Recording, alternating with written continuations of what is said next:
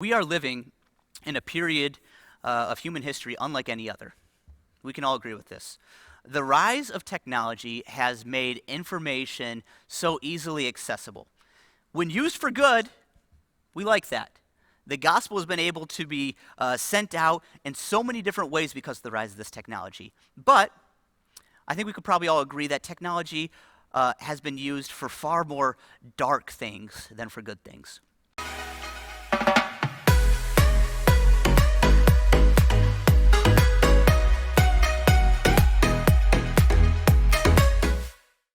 And so, just in this access of information, any spiritual truth that you're able to come up in the Bible, you're going to look online and you're going to see 100 reasons on why that's not true and why you shouldn't believe this and all of that. It's just the nature of reality now. You can talk to Siri or talk to Google, ask them any question, and they're gonna have an answer for it most of the time, or at least point you in the direction.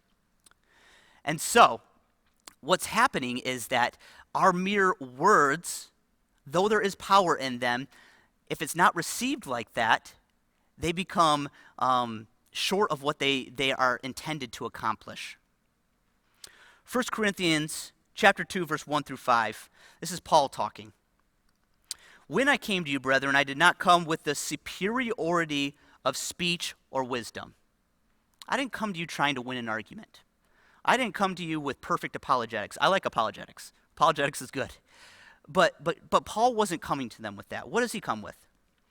Proclaiming to you the testimony of God. For I determined to know nothing among you except Jesus Christ and him crucified. I was with you in weakness and in fear and in much trembling. Here it comes. And my message and my preaching. Preaching is not just words. And my message and my preaching were not in persuasive words of wisdom, but in demonstration of the Spirit and of power. Why? Why was it necessary for the demonstration of the Spirit and of power? You'll see it next.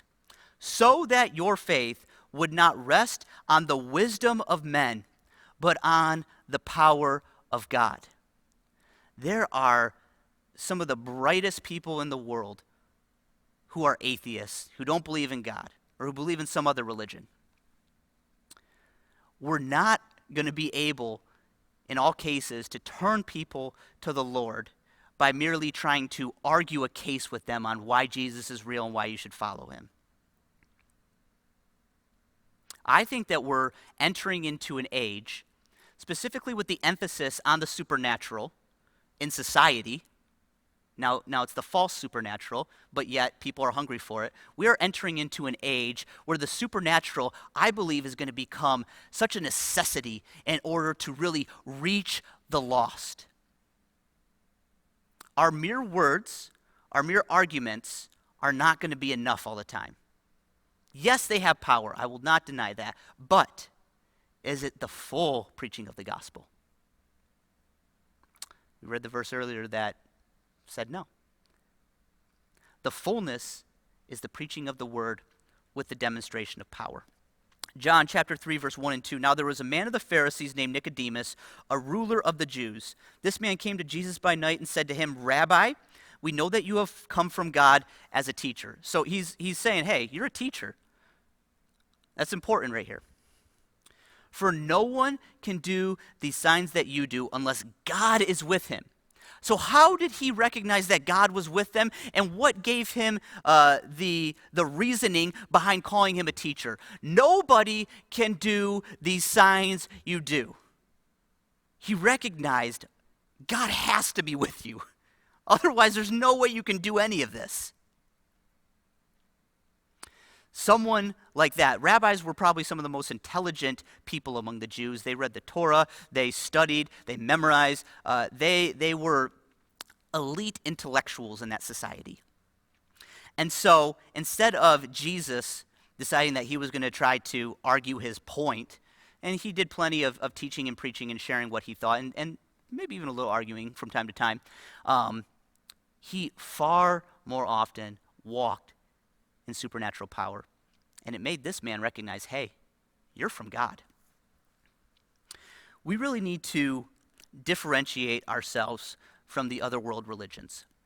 Now, all religions outside of Christianity, I believe, have a demonic influence in them. And so if there's a demonic influence, there's going to be demonic supernatural power that can happen in those false religions through people who walk in those false religions. But as we've talked about earlier, God is far superior. He will crush Satan under our feet.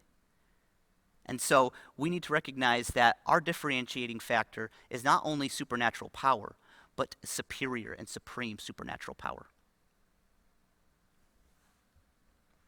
There is a term called relative truth. What relative truth basically means is everybody's truth is kind of for themselves. Whatever you believe, if you believe it's true for yourself, then sure, it is true for yourself. It's one of those claims that leads to this concept of all religions lead to God. And so we, as Christians, need to stand up to that concept of relative truth with a display of power that shows people, oh, maybe I'm wrong. Maybe what I'm believing isn't true. This guy just did something miraculous and gave all the praise and glory to God for it. Maybe that really is the truth. Maybe there is an actual standard of truth. Maybe not just what I want to believe all of a sudden is true for me. It's important that we're showing people the truth of the gospel, and we do that through demonstrations of power. So it's important that we have the gospel either preceded, the preaching of the gospel in words preceded or proceeded with the displays of power. Now, I'm not saying this has to happen every single time. I don't do this every single time. I'm not saying that it is a requirement. But what I'm saying is, right now, it is the outlier, and it needs to become our norm. As a church, it needs to become the normal way that we are evangelizing the lost.